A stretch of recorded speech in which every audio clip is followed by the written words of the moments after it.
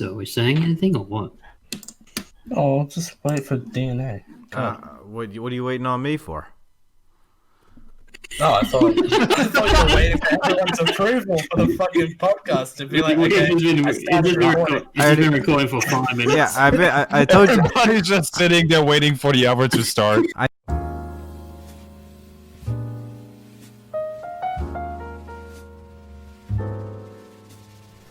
Ladies and gentlemen, welcome to the No Cell Podcast.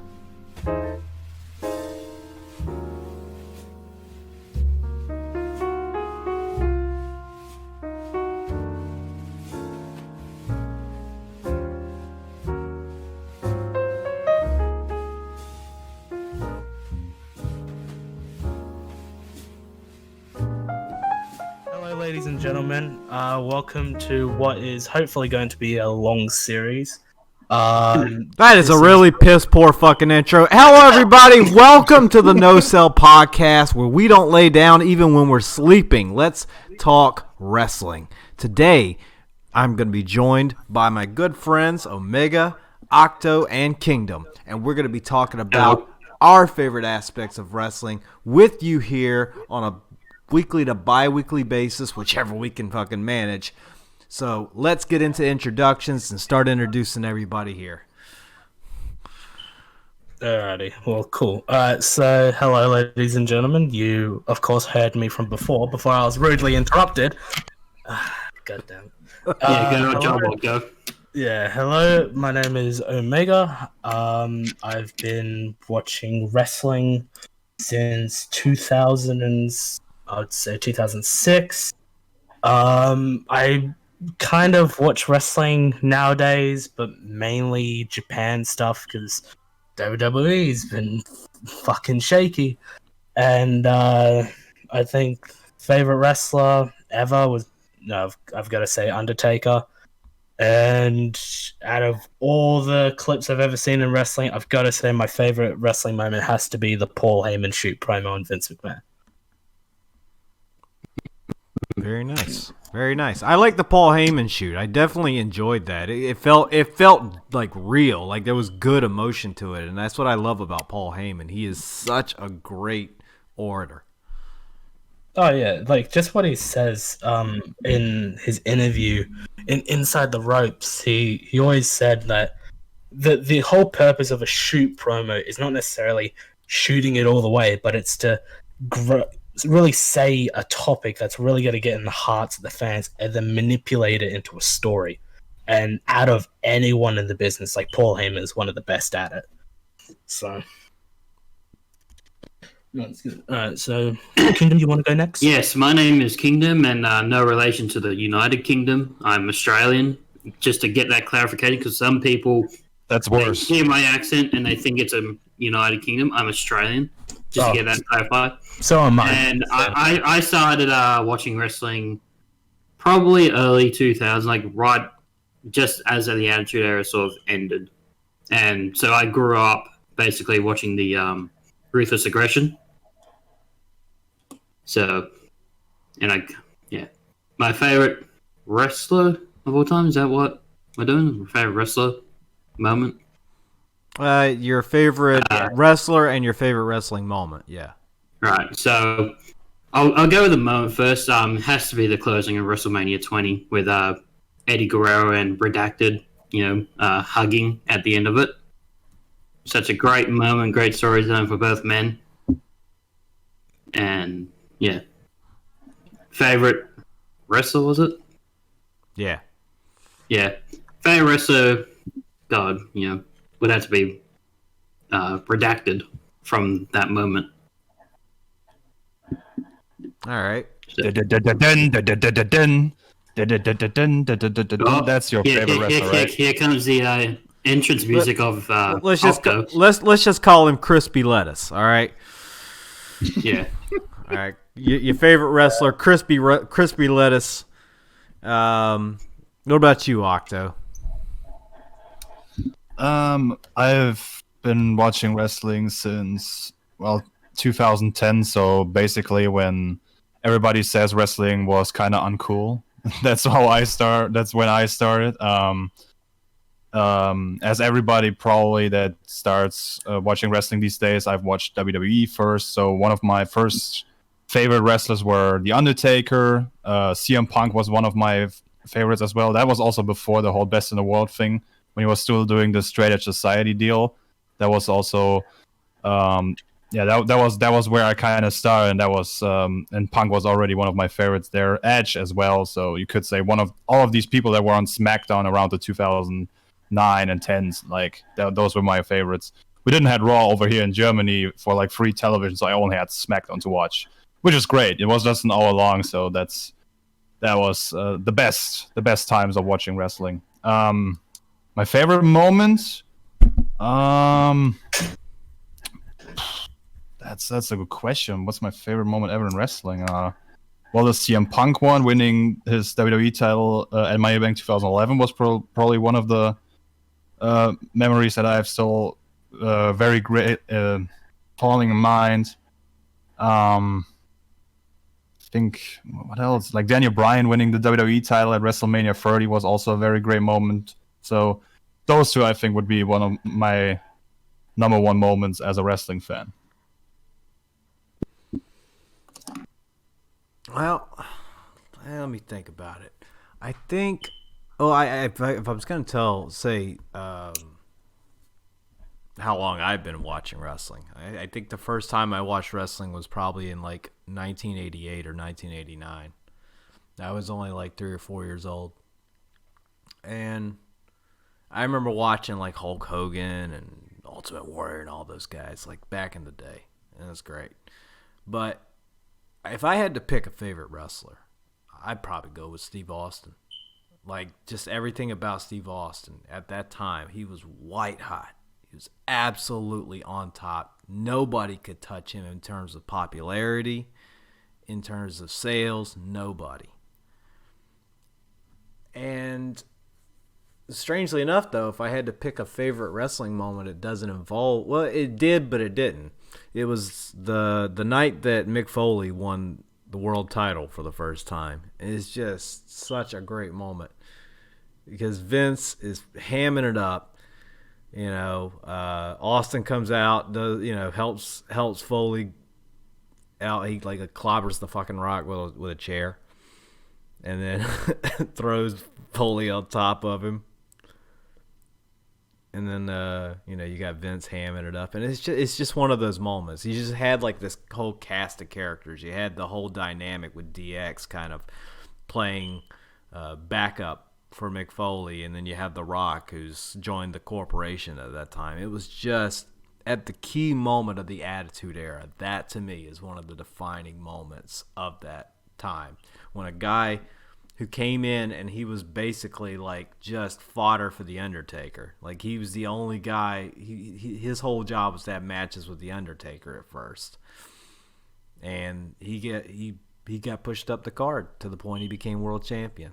And that's also the night where you had the biggest blow to WCW, and it was a turn in the Monday Night Ratings war. Yeah, I remember like an iconic shot from that scene. That moment is that the Mick Foley is God, or like Foley is God sign. Like in the background when you had Mick Foley with the title holding it up, running around the fucking ring and that. And then if I remember correctly, wasn't it? Yeah, WCW even did because they were gonna spoil it. Yeah, they put butts in seats. Yeah, that was the Eric Bischoff line that Tony Schiavone uttered. Yeah, and that didn't really help them. WCW made a lot of other mistakes, like didn't they have the finger poke of doom at the exact same night as well? Like the Hogan winning the belt from Nash, just pointing the finger at him. No, I don't remember. What I know is that they fucked up on a pay-per-view at one point and ran out of time for the main event, and so they ended up having to put the main event on TV for free the next night. And it was high ratings for Nitro, but it like That was it. That was the Bad end of for it. business. Yeah, that was the Hogan and Goldberg match. Oh God, yeah, that's right. No, So no, shot. Um, and I could have swore that was probably, I think that was like right around that same time. I don't know if it was the same week or what the deal was, but I think that was a couple of months before.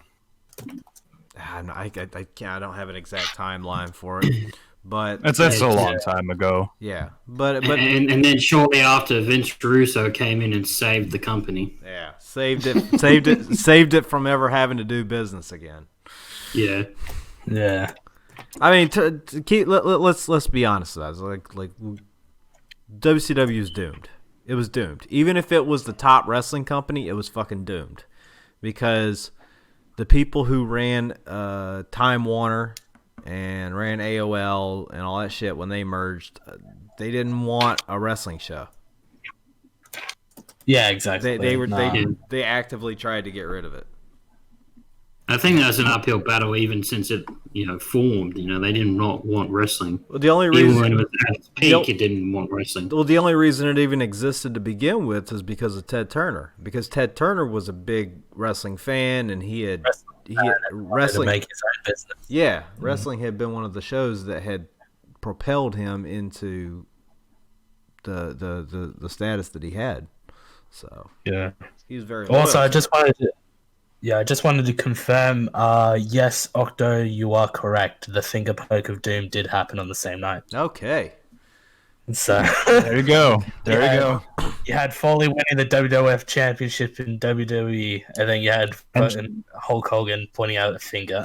I don't. defeating Kevin Shivani sent them all over to watch that. I like the finger. I like the finger poke of doom. I thought it was fucking great. I thought it was the greatest trolling effort ever. This is we're gonna build this match up, and then boop.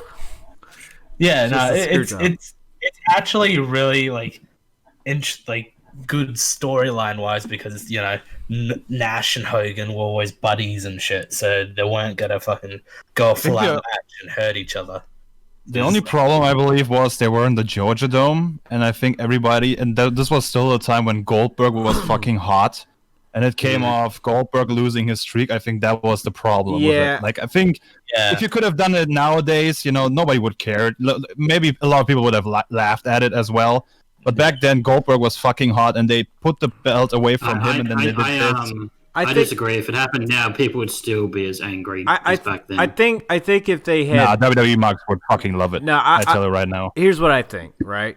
Here's what I think. If you had done that at the beginning of the show, Kevin Nash, or who, I don't remember who was a champion, but the champion comes out and he calls out the other guy, and they come out there and they're building this up, but you've been building this up. You got to build it up for like an extra week just to say, we're going to have a match and da-da-da. And then the next week you come back and you do that at the beginning, right? You have that match in the very beginning and you do this little finger poke of doom. And it's like the opening segment, and everybody think they got one over, and then out comes Goldberg, and he challenges for his rematch or whatever the fuck, and then wins at the end of the night, and everybody goes home happy. But this is WCW we're talking about. If we can't do it inefficiently, we're not doing it at all. God damn it! No, of course, because I was just looking at the dates. Yeah, Goldberg's streak lost at Starrcade of '98, and then which was the 27th of December, and then the finger poke of doom happened in January 4th of 1999. So it only happened in it's 1999, 7 or 8 days after, which is just oh god, of course. Actually, I think that's a good segue what we were talking about before. Today's wrestling world, by God, what a shit show has it become. I mean, scripted this, scripted that. The limitations of a professional wrestler has increased tremendously, but through this limitation, your average wrestler is the top guy of a company. You know, because it's the thing, you know, back in the old days when you had Steve Austin, The Rock, or even Attitude, you know, Ruthless Aggression era, and that they were able to develop their own. And I mean, this is roughly on mainly on the WWE and today's standard, but they were able to build themselves independently and as an individual. Now, with in the last 5 or 6 years, they've been doing the whole developmental center where they just build a class of people the same thing over and over again for 1.5, 2, maybe 3 years before putting them in the development show, which is just so damaging to the potential of someone because you just give them that standard thing with no able to build their own character or even really have the opportunity to say their own promos or shit like that. And I think that's what makes, to my personal opinion, today's mid card and even some main card wrestlers in the WWE very lazy. It's because they've been just constantly fueled these scripts, these, oh, you do this and that, where now if they're given the ball, they can't run with it because they're just like, oh, I thought I was going to get a script. I thought I didn't have to do work. Or like even if they don't get a script, they say something that might toe the company line, and they just get yelling at Vince or Kevin Dunn or whoever. And like to that point, like back in the day, you had guys like Jamie Noble, and Hardcore Holly and Billy Kidman and all these other sort of great. I know I mentioned two Cruiserweight, but a lot of great mid carders that had their own sort of gimmick, their own character that looked like they could legitimately kick your ass, especially with Hardcore Holly. They had all these great sort of characters going in, even though they're on the undercard and might never credibly be pushed to the main event. So no, exactly. Nowadays, only a few people that are pushed to the main event feel main event. I would call Roman Reigns one of the exceptions. Everyone else is just like, ugh. Yeah, like I mean, look, and I mean, I think this is one of the greatest, like, absolutely pieces of shit that's happened in today's like WWE era, like wrestling is look at the titles, the mid card titles. They've become less than an individual wrestler now. Yeah, I mean, fuck. Back in the old days, the Intercontinental Championship was praised as much as the WWF, but now it's fuck. I only just remembered that Jeff Hardy's champion now. Yeah, it's become such an irrelevant thing where everything is just, I don't know, it's just lost its spark. Yeah. I think I don't watch today's wrestling. I just can't. I don't have the time nor the patience to actually deal with this hawk of horse shit that fucking Vince is trying to spoon feed me. But I notice an inverse because if you look back in let's say the 80s, right? If you start back in the 80s, those guys in the ring, they didn't do a whole lot. If they did a dozen moves, it was a great match. That's why, if you look at something like Randy Savage and Ricky Steamboat, compare that to any of the luchador matches of the mid 90s, it pales in comparison. So the inverse I've noticed is that the matches have become more athletic, right? They truly are more athletic today than they've ever have been. I'll give them that. But on the other side of that, you have less personality, right? Yeah. And big moves that don't mean shit because they kick out of everything. Like back in the days, like those 12 moves would have been, maybe a scoop slam, a suplex, and every other match was like done with striking and kicks to build up to the suplex, and that meant more when he hit the suplex. Well, that's why you had this peak right there between 97 and 2002. Is those were the peak years when personality and athleticism were sort of even keel, Yeah. You know. Yeah, like I remember an interview that Undertaker did a few years back where he said, you know, I may not, yeah, my character may not allow me to do many things, but I ensure that I freshen myself up, but I don't overdo it. Yeah, one of his biggest criticisms of modern day wrestling is overuses of a spot or a move, you know. Yeah, he would always say, for example, Ricochet. Ricochet does a 630 senton. Okay, at first, it's impressive, you know, it's very athletic. But after he does it 12, 20 times consecutively, it's lost its meaning. And then now he has to do something even more crazy to get a reaction, which leads to a lot of the younger guys now just getting injured and having very early careers because they have to constantly do something even more crazy to get the pop, and then they put themselves in more risk to the point where realistically they do a move and there's no result other than an injury. Yeah. I mean, take Dexter Loomis. I'm sorry. Take him for example. Like yeah. Like sorry. Um, a common mistake. Like he got injured recently while trying to basically copy Ricochet's original move, like he did like months ago or even a year ago now. You know. Yeah, that's just I've seen so many clips of young guys trying to do like a double moonsault and then landing the back of their neck. At this point, a regular moonsault is more impressive. Yeah, you know. Well, I think if they can do it, fine, because there have also been cases where people just get hurt by the stupidest things. Like Seth Rollins, for example, he hurt his knee and he had to take 6 months off because he did a sunset flip wrong. Like things can happen.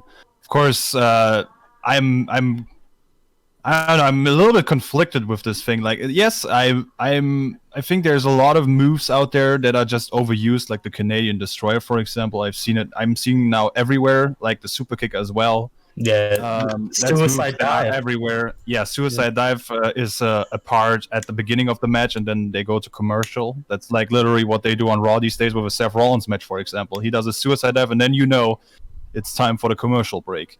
I think the problem nowadays with all of these big near falls, like WrestleMania near falls, I like to call them, in like Raw matches and SmackDown matches, it's like the problem with doing all of these things now is the concept behind it, I think, is that people might think this is the end of the match.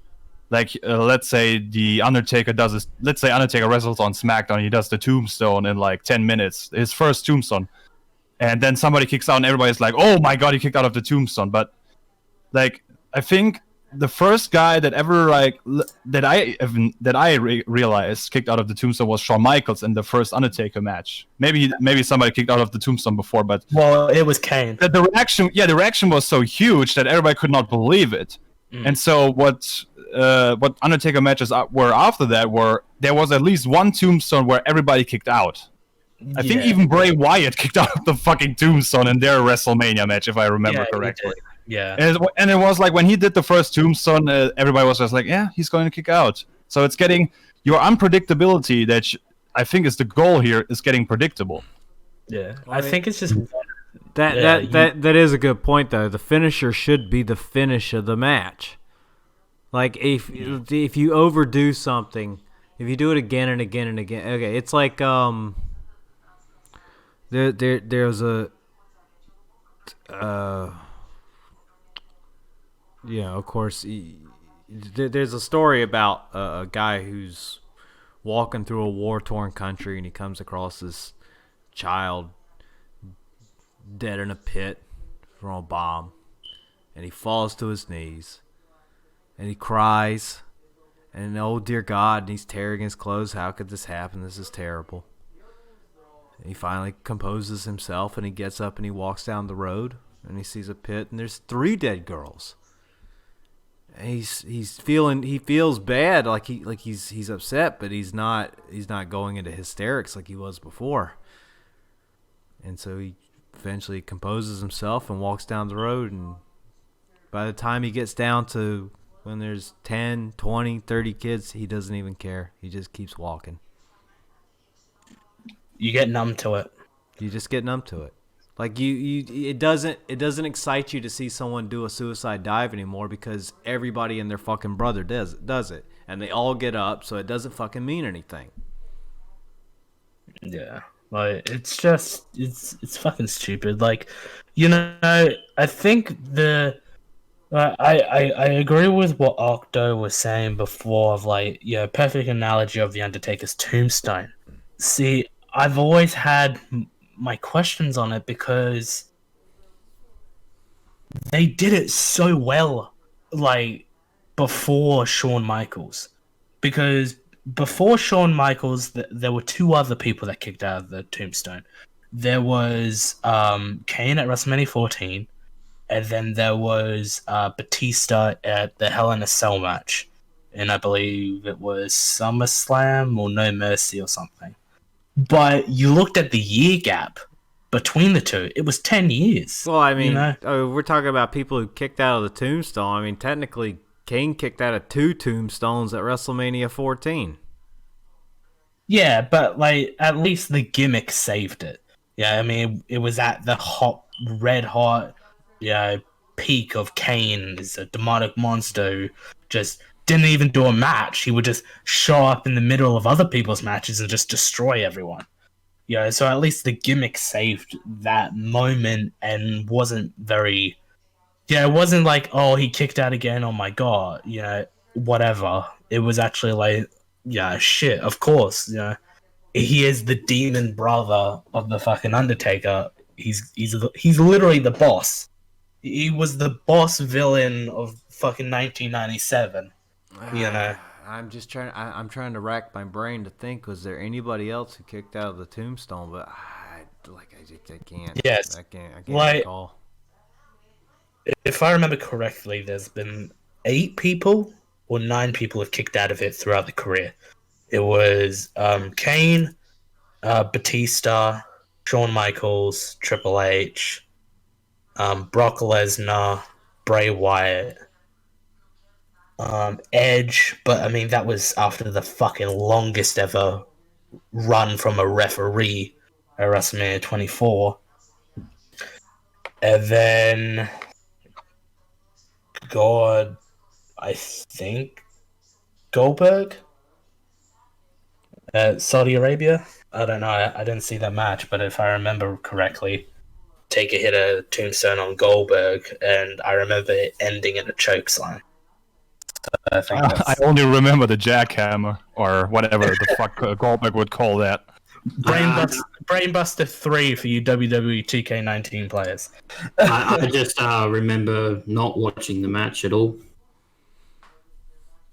I don't. The Undertaker Goldberg one. I don't. What are you doing, Taker, man? Just retire, dude. Just retire. And I don't say that because I don't like to watch the Undertaker. I love the Undertaker. I love watching his matches, but it's like watching an old dog try to fucking keep up with the young pack for a hunt. And it's just, come on, man. Just give it up. Well, he practically has now. I mean, like, and to be honest, if people in the comments want to type up, we can maybe do a, last ride review or something, because I think personally it's one of probably the best WWE document, like, made for the network.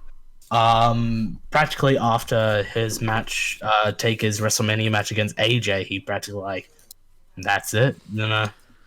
I think I'm sad because you probably don't know much about it, but the whole point of the documentary was Taker was quote unquote chasing the dragon. He was never satisfied on whether or not a match was enough for him to be at peace and be like, okay, that's a good match, I'm gonna leave. And so after the one with AJ, he decided he needed to bury himself and never show his face again because that was that bad.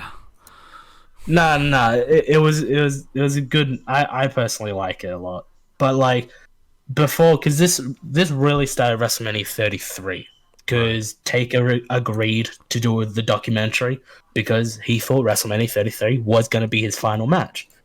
Sadly, he looked back at the match and he's like, "That's a pretty fucking shit match. I don't want my legacy to end like that." So what does he do? He comes back, and you just see a constant, repetitive action of him. Yeah, he's either coming back, having a match, and it's shit, so he's coming back again to try again, or he's coming back, does a match, and it's great, and he thinks he's got an extra 1 or 2 matches left in the tank. You know, what he should have done was called up Mick Foley, said, "Let's do one more match, you and me, and let that be the end of it. Have Mick Foley come back as Mankind and finally bury the Undertaker alive and actually win." Like Hell in a Cell Inferno match buried alive. Right. with rabid dogs, you know, and fucking electric barbed wire exploding ring. Hell, get a Cerberus. I'm sure Vince has got enough money to buy a Cerberus. A chainsaw on a pole match. First person to cut off the other person in You half. have Terry Funk as God. Chaser Charlie being the enforcer. Right.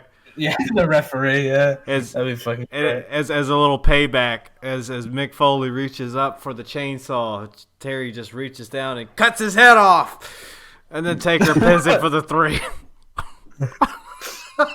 Nah, I can see Chainsaw Charlie just cuts off Undertaker's feet and then just throws his runners away. And he'd be like, "That's payback for choke slamming me out of my shoes, you cunt." That's payback for throwing me out of the Hell in a Cell. Yeah. God. But no, I think, I remember having a few discussions with some people about like whether or not Taker's finally retired, but I think he has. I mean, if he's gonna make any appearance, it would probably be Survivor Series or Hall of Fame, and that's really just to do maybe a speech. I don't think he's.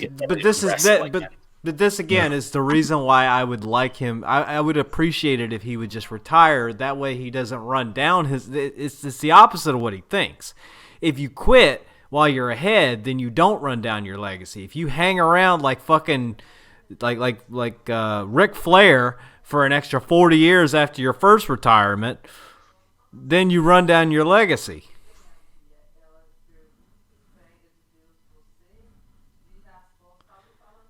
I mean, think about what Hulk Hogan used to be and what Hulk Hogan is today because he hung around too long. Yeah, well, that in the interview, but we'll do another episode on that. But yeah, like there's been so many people that fuck. We were talking about him before, Terry Funk. How many times has Terry Funk retired and then come out of retirement? Right. You know, I think he's the master of that. You know, I'm pretty sure He retired first in like the early '80s or something. Yeah, I'm pretty sure Terry Funk retires every time he has a match. Like it's just, oh god. He retires at the end of the match and then debuts again the next match to get a debut pop. Yeah, I mean, Terry Funk he really is like the Eagles of the fucking wrestling world because he keeps having farewell tours. Yeah, exactly. 15 years after the first one. Yeah, but no, I think it's just the wrestling world. Today's wrestling world is just missing. It's replaced a lot of. It used to be like 60% storytelling, 40% athleticism. It's really swapped, and athleticism has actually gone way up. It's now become fucking 80% athleticism and 20% storytelling, which is really, it's lost its purpose. Like pro wrestling was never really about the athletic showing of flips and massive moves. No, it's always what people say. It's like Shakespeare. it's a play, it's a fucking it's any type of medium where you watch it and you can understand the emotions of it, you understand the circumstances, you know, the risks, the situation that's happening, why it's happening, and when you hit the climax of it, you are visually appealed because you've witnessed what many people even say it's like a dance. It's a step-by-step way to issue a story, to create something that will go beyond your visual realization of two guys fucking fake punching. No, it's the dead man Undertaker versus the personification of love, dude love. It's those sort of things that just make wrestling what it is, and in today's standard it's really lost it. I mean, personally, Japan for me has still held on to that sort of idea, but I think more and more foreigner wrestlers coming into Japan is sort of taken away a few of those little attributes, but not as bad as fucking WWE. And I like to give it the analogy that it's like if the clowns all of a sudden started doing the trapeze act. Yeah. The thing about it is that you could get over athletic matches, but you have to have some kind of character behind them. Yeah. The storytelling is, I agree. I can pretty much agree with everything you said. You're not off base at all. I just think that they drop ideas too quickly. Like they don't. Okay, imagine for a second if you started writing a book, right? And then you started writing. You got 2 chapters in, and then you decided to change the entire plot of the fucking book. Yeah, exactly. I mean, WWE has been doing this now for over 15 years now. They just start stuff and then they just don't end it. Yeah. Either storylines or sometimes they also get behind wrestlers and they start building them up and then all of a sudden they just drop them. That would also be like if you're watching a series and there's like this main guy, this main villain, and out of a sudden he's not there anymore. Like out of a sudden he's just like a little player, like a B player on the side. He's not even important to the story or whatever. Right. Yeah, the most recent example of this is all the NXT guys. Like Keith Lee is the absolute most recent example of this that just bothered me to tears because like they built him up right, like on the main roster, even like made a really good special showing appearance before that Survivor Series. Like yeah, exactly. And then the Rumble, he had a good showing as well because Brock Lesnar was actually touring, And then they went with him. They gave him the double championships, but literally, 2 or 3 weeks later, he drops both of them. I think You could understand it because he's moving up to the main roster, but then they move him up to the main roster for fucking this. Yeah. What's just happened? Well, I think what Octo was saying was basically like the equivalent of if you started watching Breaking Bad and then after like the first few episodes, Walter White takes a side story and it's all about Jesse Pinkman from now on. Yes, yeah. Exactly. Yeah. Like, what the fuck happened? It's just. And another thing is also with these low ratings, for example, nowadays. Like WWE, like I said at the beginning, when I started watching, we had the 1 hour international version of SmackDown over here in Germany, and that was every Saturday night 10 p.m. and I knew that is the night when wrestling is on for 1 hour, and 1 hour for me was totally enough. And after I watched it, I was like, yeah, that was great, and I actually had this feeling I actually want more. But of course, there was no more, so I had to wait until the next Saturday. But you had anticipation for that night then. Nowadays, you have 3 hours every week on Monday nights. Yeah. And as Kevin Nash once said in a You Should interview, he said, like, the interviewer was asking him, like, why do you think wrestling is not as cool as it was in the 90s? And it's like, well, you look, for example, at how many hours they have. Like, everyone has, like, maybe a series that they watch, which, there's a season, and let's say they drop 10 episodes a season. Like most episodes of most series are like maybe at maximum 1 hour an episode. And he said, when my favorite series would create episodes that are 3 hours long on every Monday night, I would never watch it again. Because it's just fucking too much. And I think this is also a point. I mean, people have been saying this for years now with 3 hour Raws, but of course, you know, the reason behind it is USA gives them more money. Yeah. But the problem is you create a larger problem for the future because you cannot really create new wrestling fans. Or maybe you create them for like a little while, but they will be burned out very quickly with 3 hours. Yeah, exactly. And it's the thing, like, maybe there may be people that will be like, oh, there's no way that they can just cut off all this content that the Raws make. Yeah, they can. Out of the 3 hours of a Raw, realistically, like an hour and a half to 2 hours is actually like necessary, like proper storylines that are supposedly, they're supposed to be built for the pay-per-view or built for a story. The extra hours for fucking nothing. It's just filled in crap that's just for unnecessary shit. I just personally believe they just believe wrestling fans have no lives, and so they say, "What the fuck? We're getting one more. We get more money for 1 more hour, so."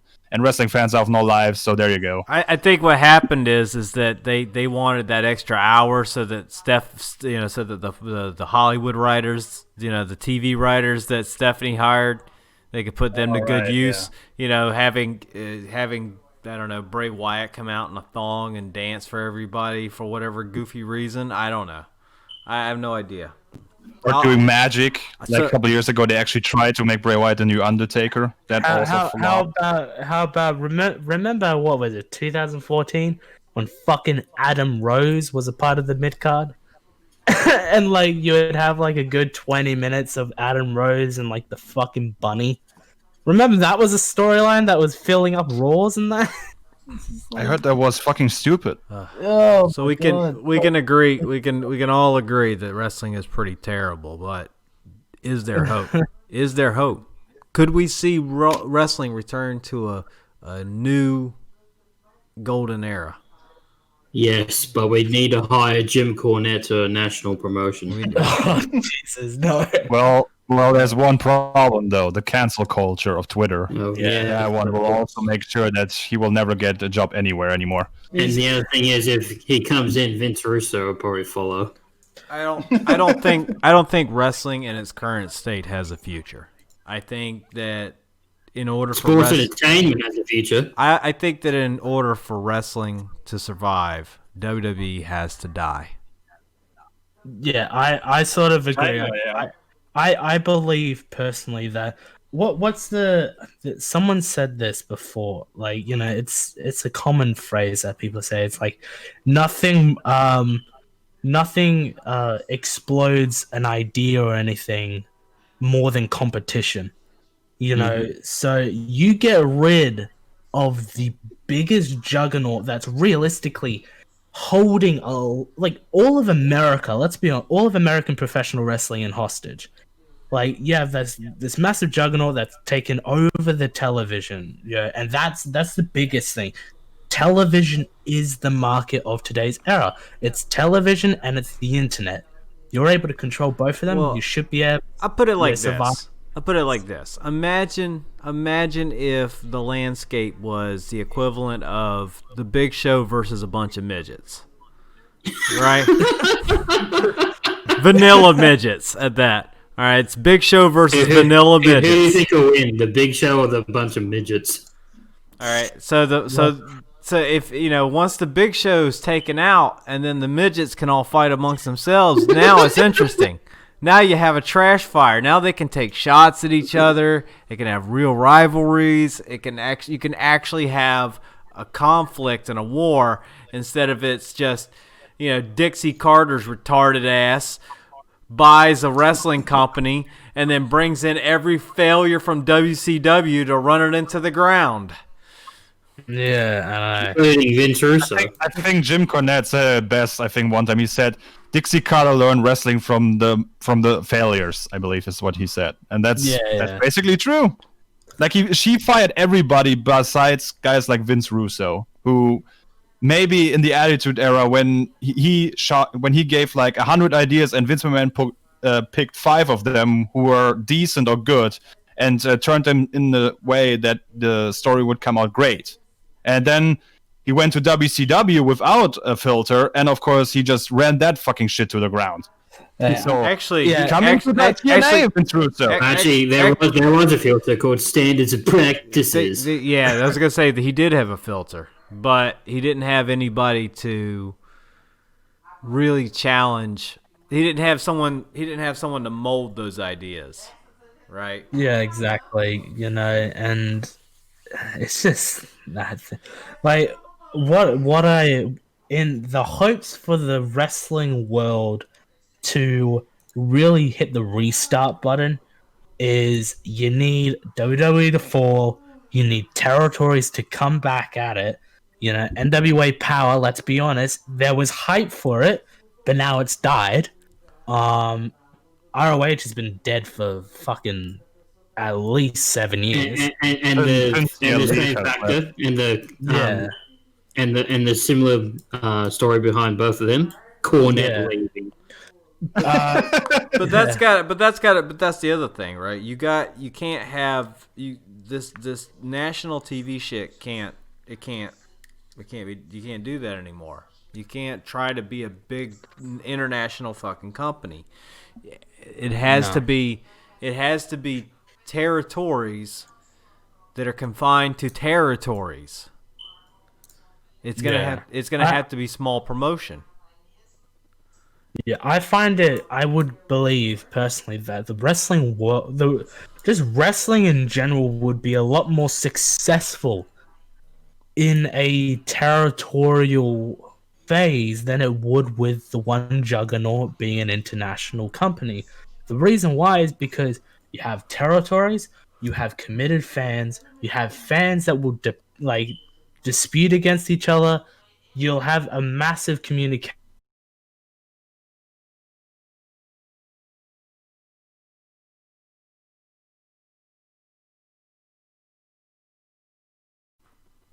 realistically brings back the quote-unquote coolness of professional wrestling. Because the thing is, when people think of professional wrestling, all they think is WWE. And when they think of WWE, they think of the fake shit that, John Cena and all those, Roman Reigns with his shitty promos and that. But if we break that and we have wrestling be viewed by a much more widened perspective with other companies and other styles, other ways that they really promote their stuff, then I think people would be less of it's fake shit and more of, oh, this is cool, if we watch this, then it's a bunch of like violence and chairs and barbed wire and that, or if we watch at this, oh my god, it's luchadors and all that sort I of think shit, I think there's a bigger advantage to the territories. That it's not just for the fans themselves, but for the performers as well.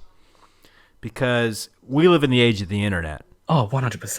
We live in the age of the internet. Yeah. This isn't the old days where you'd have to get like a videotape or something, or be catch like a syndicated program or something like that. This is the age of the internet, and if there was a northeastern, let's say it's a U.S. Northeast territory and a UK territory and a Japanese territory and a German territory and a French territory and down the line, all this might be confined to its own thing. It's not broadcasting as far as television, but it's going to be on the internet.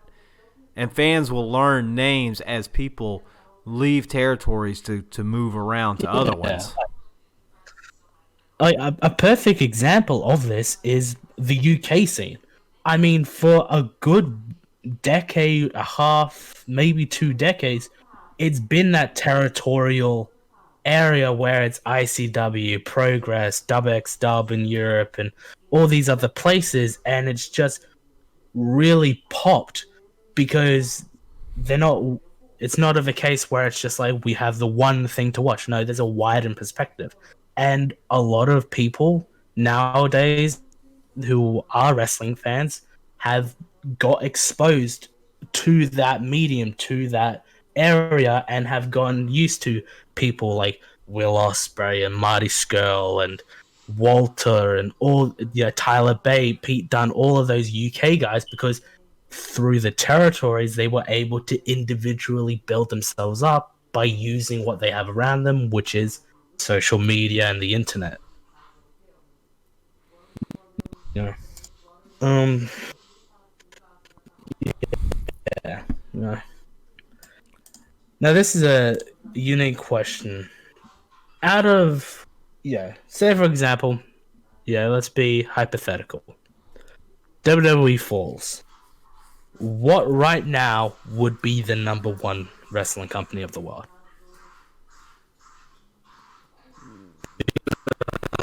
I can see a lot of people be like AEW and all that, but personally for me, it has to be New Japan. New Japan's been doing it for over like half a century. They've just started their US brand, and they're really expanding internationally.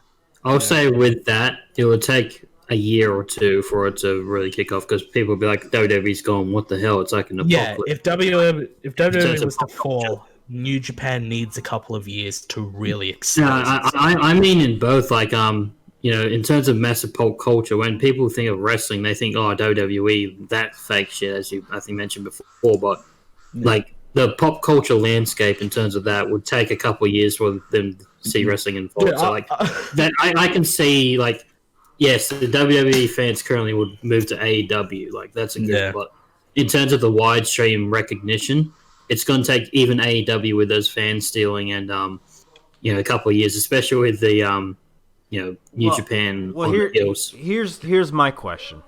If WWE were to collapse, let's say they go under for whatever reason, they go under. Where do you think that the people who perform on their show is more likely to go? Most likely AEW, because of the money. Because it's supported by a multi-billionaire. It's in the US. Then that would probably be the number one show. Well, I can see some going to TNA because there is still some money there, and some would probably just return to ROH because that's where they were from, I mean, I guess that. Like, AEW has money behind them, but not. Or if they're smart, they save their money and they just go into early retirement. Because WWE been paying. But like there's no reason to why they cannot save their money. Like, WWE is just throwing out money to them like crazy. It's just part of their contract. We'll give you this money, pal, but you got to spend. Yeah, like. Yeah, and I think I know like where you're coming from, DNA, with the whole, WWE collapse, wrestlers, where do they go? The wrestlers are going to draw the people, but I think it's a sort of stage where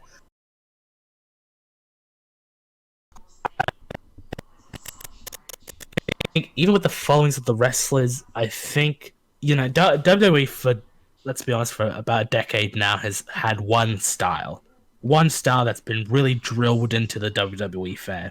And if your average WWE fan would go to the AEW and see the different style, and also I wouldn't see much appeal of they it. Probably wouldn't even get it. Like, WWE fans are trained to only react, like, the three things that WWE fans are supposed to react to are entrances, finishers, and catchphrases. Yes, but that's most of the things. But AEW is less different from WWE than New Japan Pro Wrestling.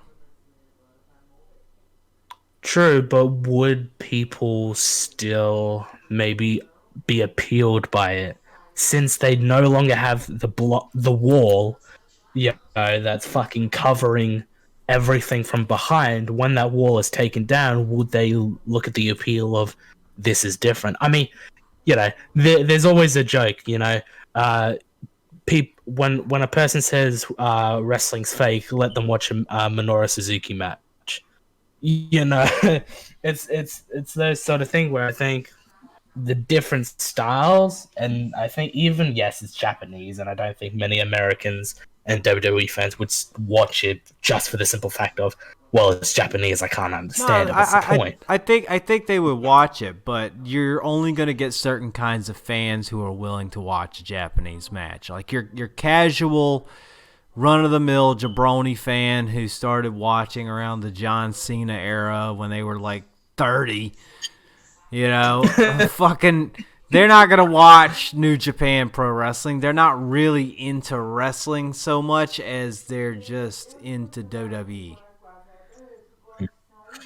Yeah.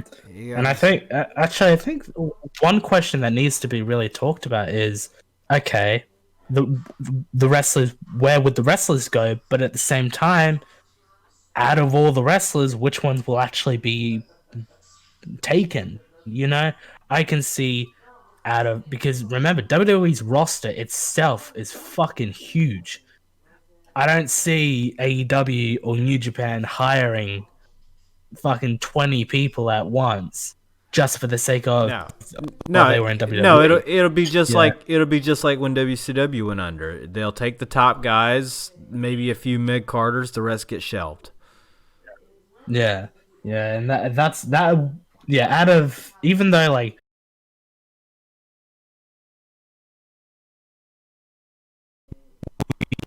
would be better without WWE, it'll be a very sad day because there's gonna be so many people out of a job. I agree. Now, I mean, don't get me wrong. I don't want WWE to collapse. I don't want them to die as a company. But the fact that the way that they hold this monopoly, this sort of grip hold on the wrestling industry, on the professional wrestling industry, is killing the industry. Like it's like it has the wrestling business in a fucking chokehold, and it can hold it, and it's not gonna get away. It'll hold on to it, but it's slowly killing the wrestling.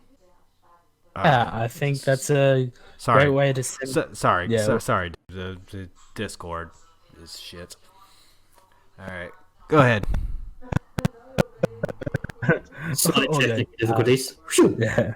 Well, it's good that I think we're closing it off anyway, so I think it's a good way to end. Yeah, but basically the gist of it is that wrestling is shit, and if you're going to if there's any hope of saving wrestling, then listen to this podcast, because today, ladies and gentlemen, we're gonna do hopefully a bi-weekly episodic show where we're gonna review the good, the bad, and the ugly of professional wrestling, ranging from the great storylines of The Rock and Stone Cold Steve Austin to the bad of, Rock and Stone Cold Steve Austin.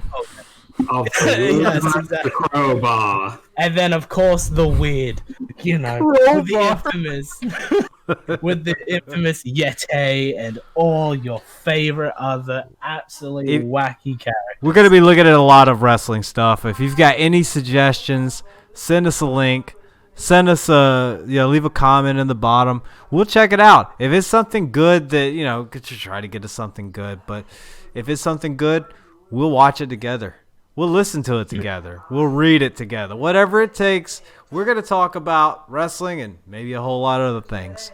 But for 100 likes, and we're going to get DNA to watch the Firefly Funhouse match. And to 200 likes, we'll do a bonus clip of our reaction to the Hulk Hogan S-tape. And if we get 1,000 likes, we're going to make Octo watch the Pain Olympics. Okay. Let's do that. I think you have to pay me for watching that. We'll use it with the money that we'll earn. Oh yeah, that's by the way. Go down in our description. We should put a link down to our merch sale of the No Sell shirts. Let's hope to sell out by the end of the week. And speaking of the end of the week, that's how long these like bonuses last for. We don't want to be like super famous, millions of views, and then having to do these ridiculous things a couple of days. Artwork for this episode provided by William Kingdom, thanks to William Kingdom's Shitty Drawings Incorporated. .com. Yeah, exactly. All right. Well, we really appreciate you. Thank you for all joining us. I'm DNA. Thanks to Omega, Kingdom, and Octo. Guys, you want to sign out? Yep. We'll see you guys later. Please sign Crowbar in 2020.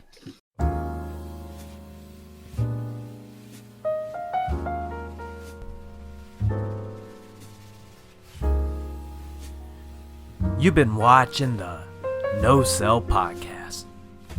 Be sure to leave a comment, like, subscribe, hit that notification bell, and share this video with all your friends.